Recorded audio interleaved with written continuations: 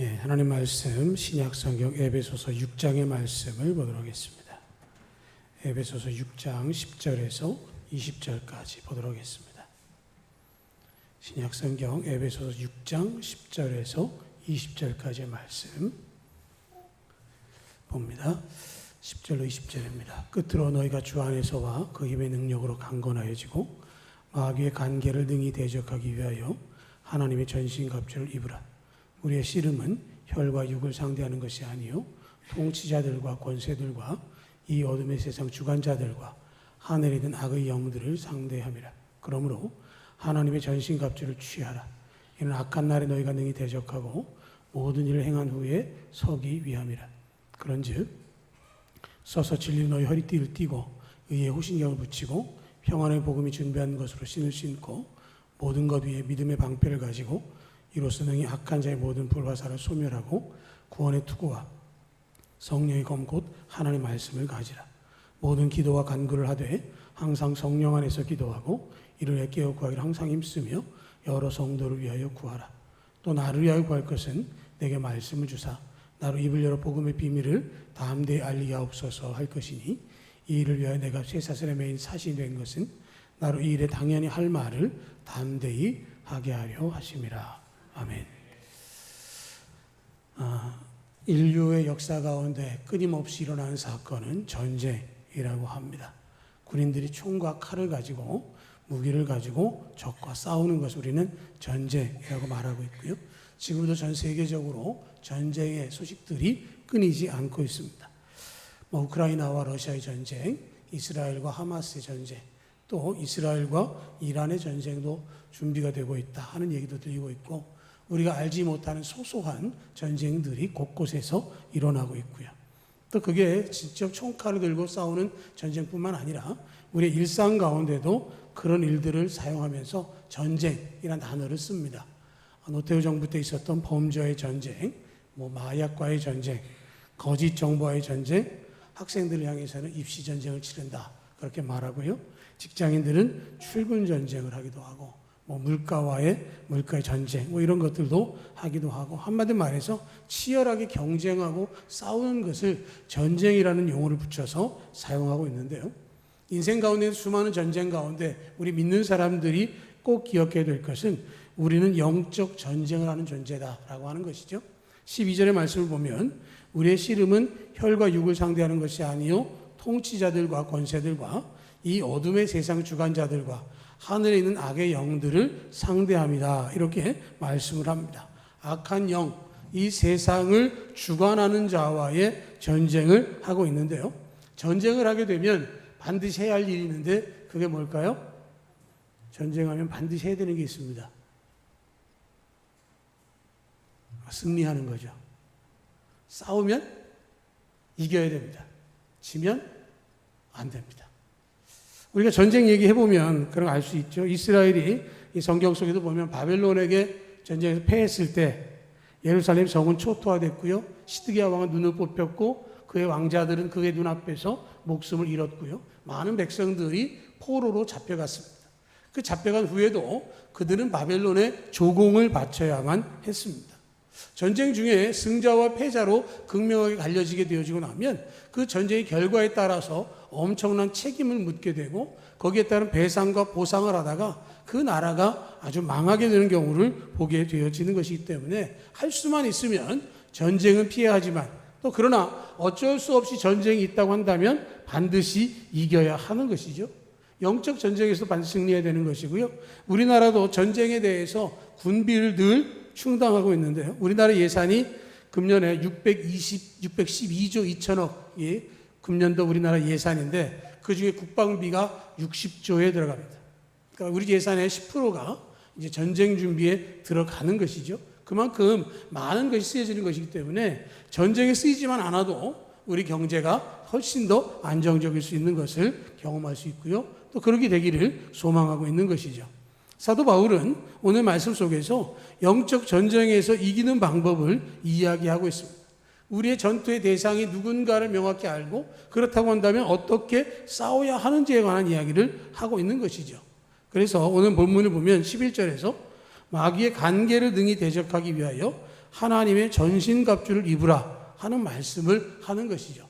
다른 말로 하면 완전 무장해라 하는 얘기를 하는 겁니다. 사도 바울이 그 당시에 가장 강력한 군대였던 로마 군대를 생각하고 로마 군대에 속해 있는 군인들의 무장을 이야기하고 있는 것이고요. 또 한편으로 생각해 보면 로마 군대가 막강하긴 하지만 그 군대 속해 있는 병사 하나하나가 이렇게 준비가 되지 않으면 전쟁에서 이길 수 없습니다. 우리가 함께 합심해서 기도하고 영적 전쟁을 치르지만 그 영적 전쟁의 현장에서 우리 각자가 무장되어지지 아니하면 그 전쟁에서 승리할 수 없는 것이죠. 그래서 전신갑주를 취하라 하면서 우리가 많이 들은 말씀이지만 구원의 투구를 쓰라는 말씀을 하고 있습니다. 투구는 헬멧과 같은 것이고요. 상대방의 공격으로부터 소중한 장기가 되는 머리를 보호하는 것이고요. 그 머리에 쓰고 있는 투구를 보면서 그 사람이 어떻게 준비하고 있는지 그 사람이 누구인지도 짐작할 수 있습니다. 구원의 투구를 써라 하는 말씀은 구원받은 하나님의 사람인 것을 확신하고 드러내라는 말씀을 하고 있는 거예요. 내가 그 투구를 쓰고 있음을 통해서 상대방의 공격으로부터 나를 지키는 것뿐만 아니라 내가 어떻게 준비하고 있는지도 나타낼 수 있는 것이죠. 어디를 가든지 누구를 만나든지 나는 구원받은 하나님의 사람인 것이 분명하게 나타나져야 하는 것이고 그럴 때 하나님의 사람을 향한 공격은 이루어질 수 없다라고 하는 것이고요. 두 번째로는 진리의 허리띠를 띠라는 말씀을 하고 있습니다. 허리에 띠를 띠면 활동력을 얻을 수 있고 힘을 바칠 수 있습니다. 진리로 무장할 때 자유롭고 자신 있는 삶을 살아가고 진리로 무장하고 있으면 어떤 미혹이 온다 할지라도 거기에 넘어가지 않는 것이죠. 진리의 말씀으로 무장할 때 마귀의 공격으로부터 이겨낼 수 있는 것이고요. 세 번째로는 의의 호심경을 붙이라 하는 말씀을 하고 있습니다.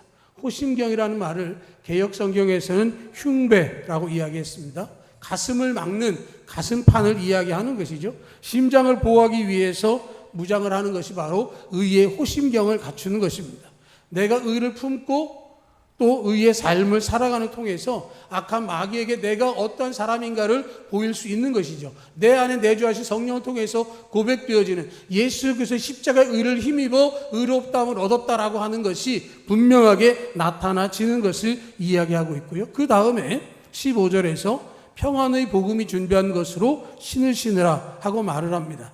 이거를 세 번역에 보면 발에는 평화의 복음을 전할 준비로 신을 신어라 하는 이야기를 합니다. 복음을 전하는 발이 될 때, 복음을 증거하는 삶이 될 때 마귀의 싸움과 전투에서 이길 수 있다라고 하는 것이죠. 복음을 전하는 사람은 다른 것이 들어올 틈이 없습니다. 내 안에 복음의 확신이 있고 그 복음이 증거되어져서 예수 그리스도를 믿으면 구원받는다라고 하는 그 진리를 증거한다면 어떠한 미혹이 온다 할지라도 결코 넘어지지 않는 것이죠. 내가 확신이 없으면 그런가 하노라, 그럴까 하노라 하는 이야기 앞에도 흔들릴 수 있지만 내가 확신이 있으면 어떤 유혹이 온다 할지라도 그것을 능히 막아낼 수 있는 것이고요. 거기에 덧붙여서 모든 것 위에 이러한 것들을 다 갖추고 그리고 믿음의 방패를 가지라고 이야기를 하는 것이죠.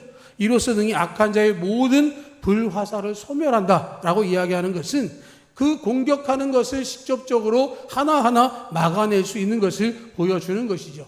옛날 전쟁 영화들을 보면 먼 데서 활을 쏘는 그런 것을 볼 수 있습니다. 그러면 방어하는 쪽에서 일제히 함성과 함께 방패를 들어 올려서 그 활을 막아내는 것을 보게 됩니다. 마찬가지로 마귀는 우리를 향해서 불화살과 같은 공격을 하고 있다라고 하는 것이죠. 우리를 향해서 의심거리를 던져줍니다. 네가 하나님의 백성이라고 한다면 왜 이렇게 살고 있느냐? 네가 하나님이 살아계시다는 걸 믿는다고 하지만 하나님이 너를 이렇게 버려두는 것 보니 하나님이 살아계시지 않은 것이 아니냐 하는 질문을 하면서 우리 안에 의심을 심으려고 하는 것이죠. 그럴 때에 믿음의 방패로 그것들을 막아내는 것입니다. 예수께서 보혈의 공로를 힘입어서 의로 인정받고 지금도 살아계신 하나님께서 나와 함께 하심을 증거하는 믿음의 방패를 가지고 나를 지켜내는 것이 바로 우리 스스로를 보호하는 그런 무장이 되어지는 것이고요. 거기에 덧붙여서 이제는 공격할 수 있어야 하는 것이죠. 잘 막아내는 것은 막는 것으로 그칠 수 있습니다. 진짜 이기려면 적을 물리칠 수 있는 공격이 되어야 하는 것이고요. 그 공격 무기를 17절에서 성령의 검 곧 하나님의 말씀을 가지라 하는 이야기를 하고 있습니다. 마귀의 도전에 대해서 물리칠 수 있는 가장 큰 무기는 하나님의 말씀인 것이죠. 복음서에서 예수님이 40일 동안 금식하신 후에 마귀로부터 3가지의 시험을 받으셨습니다. 돌로 떡을 만드는 것, 열국의 영광을 취하는 것, 그 모든 것을 통해서 천사가 예수님의 손을 예수님 받들어 올림을 통해서 많은 사람들로부터 권위를 얻게 되어진 것에 대해서 이야기했지만 예수님께서는 말씀을 통해서 마귀의 도전을 물리치셨습니다. 우리는 이 이야기를 굉장히 많이 들은 이야기입니다. 예수님께서 말씀으로 물리쳤다는 사실을 우리는 너무도 잘 알고 있습니다. 그런데 우리는 말씀 가운데 있지 않은 것이죠. 우리 안에 하나님의 말씀이 얼만큼 자리하고 있는지 우리 스스로를 짚어보면 알 수 있는 것이죠. 매일 아침 15분 정도 말씀을 들으실 수 있도록 제가 보내드리고 있는데 얼마나 읽고 계신지 모르겠습니다. 그 말씀 가운데서 하나님이 내게 주신 음성이 있습니다. 여러분, 말씀은요, 정말로 신비한 것은 내가 그 말씀을 묵상하고 내가 그 말씀을 읽어나갈 때에 하나님께 우리가 안에 심겨지게 하시는 것이고, 우리가 그 말씀이 꼭 필요할 때 그 말씀이 떠오르게 하셔서 그 말씀으로 공격할 수 있도록 만들어 주시는 것이고요. 마귀가 아무리 우리를 공격하려고 할지라도 모든 것들을 막아낸 후에 이 말씀으로 물리치면 반드시 승리하게 해 주시는 것이고, 여러분들이 그런 말씀의 무기가 충만해지시기를 축복합니다. 내가 막아내고 내가 공격해서 전쟁을 승리로 이끌 수 있는데 그 중간에 단계가 하나 있는 게 그게 뭐냐면 경계를 잘 해야 됩니다. 경계하는 것은 깨어 있는 것이죠. 상대방이 공격하려고 하는 것을 파악하는 것이고 어떻게 공격하는지를 알아서 막아낼 수 있는 것이 경계의 효력입니다. 6.25가 일어난 지 74년이 됐습니다. 6.25 전쟁 중에 충주시 동락전투에 관한 그 기록이 있습니다. 6.25 전사 중에 하나 나와 있는데, 동락초등학교 충주에 가면 가섭산이라고 하는 곳이 있는데 거기에 동락전승비가 세워져 있고요. 거기 보면 1950년 7월 7일 북한군 연대병력이 동락초등학교에 집결하게 됩니다. 그 동락초등학교에 김재옥 선생님이라는 분이 있었는데, 이제 인민군들이 진주하고 그리고 이제 묻죠. 여기 국방군이 있었는데 어디 갔냐? 국군이 있었는데 어디 갔냐? 그랬더니 국군이 다 철수했다라고 얘기를 하는 거죠.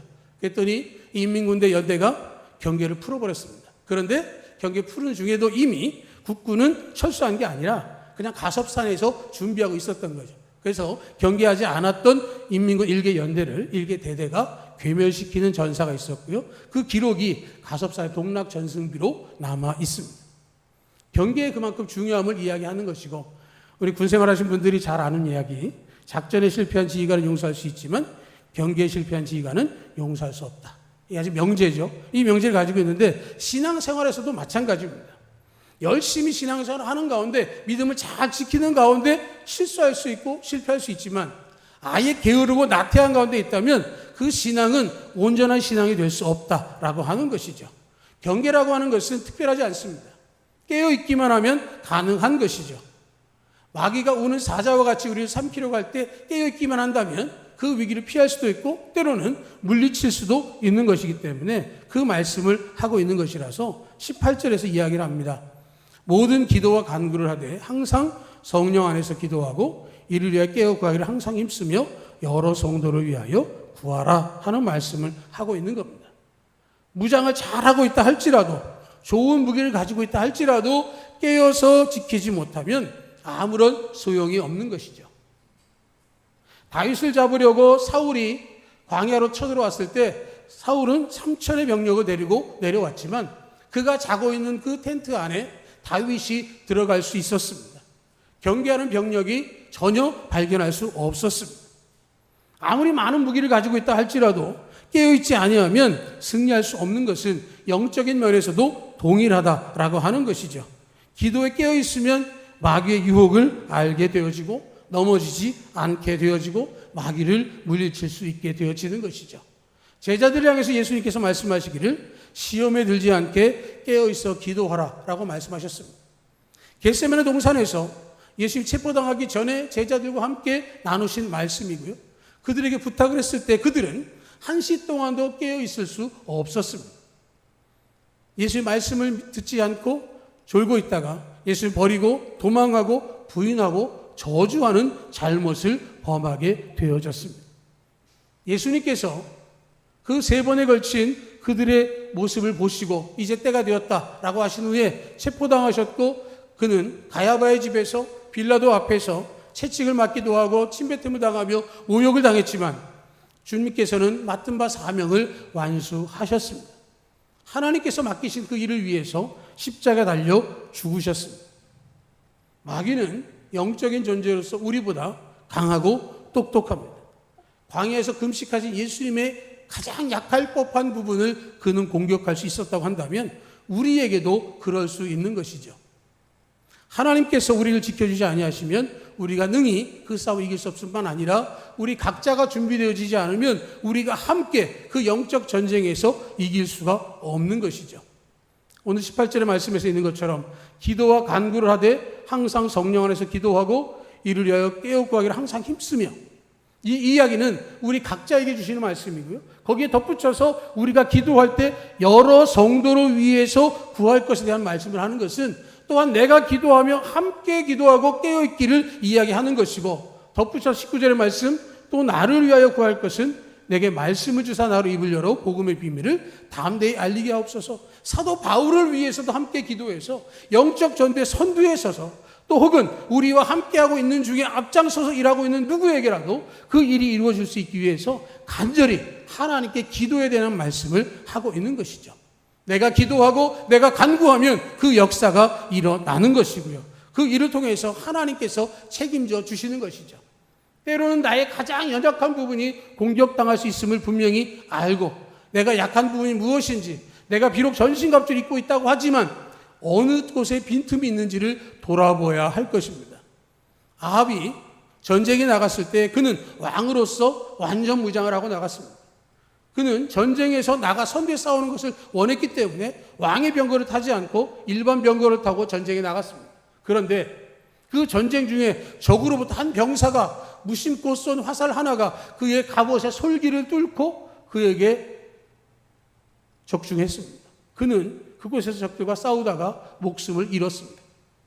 얼마나 철저하게 무장을 하고 얼마나 철저하게 전쟁의 준비가 되었겠습니까? 그런데 그에게 있어 정말 그 아주 작은 솔기 하나의 틈으로 화살이 꽂힐 수밖에 없었다면 그가 당한 죽음은 정말로 안타까운 죽음일 것이고, 우리가 영적으로 비춰본다면 우리가 아무리 철저하게 준비하고 또 준비한다 할지라도 혹여라도 연약한 부분이 공격당한다면 그런 아픔을 당할 수 있기 때문에 틈을 주지 않기 위해서, 정말 승리하기 위해서 영적으로 기도와 간구를 통해서 준비하고 전신갑주로 무장함을 통해서 완벽하게 하나님과 동행함으로 승리를 누릴 수 있는 우리 모두가 되기를 주님의 이름으로 축복합니다.